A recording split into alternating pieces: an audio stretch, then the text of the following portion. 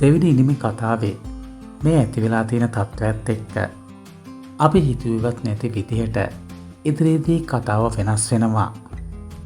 ඒ කියන්නේ කතාවත් එක්ක රැඳිලා ඉන්න බොහෝ ප්‍රේක්ෂක පිරිසක් හිතුවේ අනුවස්ගේ සමාධිගේ සම්බන්ධය ඇතුණාට පස්සේ ඒ සම්බන්ධයත් එක්ක මේ විස්තර ශ්‍රහන් දැනගත්තට පස්සේ රණජීවල ශ්‍රහන්ලා එකතු වෙලා අනුවස්ට කරදර කරාවි කියලා. ඒ කියන්නේ අනුවස්ගේ ජීවිතයට ඉදිරියේදී රණජීව ශ්‍රහන් එකතු වෙලා මරණ තර්ජන උනත් එල්ල කරන්න පුළුවන් කියලා. එනිසා ඉතින් සමාධි අනුවස්ගේ සම්බන්ධය ශ්‍රහන්ට රණජීවට හෙළි නොවන විදිහට එය පවත්වගෙන යන්න වේවි කියලා තමයි කතාවේ ප්‍රේක්ෂකයන් හිතුවේ. නමුත් ඉතින් මේ කෙසේ වෙතත් ඉන් එහාට වෙන වෙනස්ම සිදුවීමක් ගැන, ඒ කියන්නේ ඉන් එහාට වෙන වෙනස්ම පැත්තක් ගැන තමයි අද අපි වීඩියෝ එකේදී කතා කරන්නේ. එනිසා ඉතින් අපේ වීඩියෝවත් එක්ක දිගටම රැඳී සිටින්න.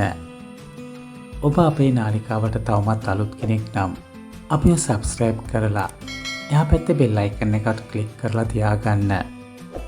එවිට අපි වීඩියෝවත් දාපු සැනින්ම ඔබට පහසුවෙන්ම නැරඹීමට හැකියාව ලැබේවි. සමාධි මේ වෙද්දී සමාධිටම අයිති සමාධිගේ තාත්තගේ කම්පැනියේ වැඩ කළාට ශ්‍රහන්ගේ තාත්තගේ යටතේ තමයි සමාධිට මේ හැම දෙයක්ම කරන්න සිද්ධ වෙලා තියෙන්නේ. ඒකට හේතුව ඉතින් රණජීව මේ වෙද්දී කම්පැනියේ වැඩි කොටසක් අයිති කරගෙන ඉන්න හින්දා. ඉතින් සමාධි එක නිසාම තමයි සමාධිලට අයිති දෙය නැවතත් සමාධිලට ලබා ගන්න ටිකෙන් ටික ක්‍රමය හදාගන්නේ.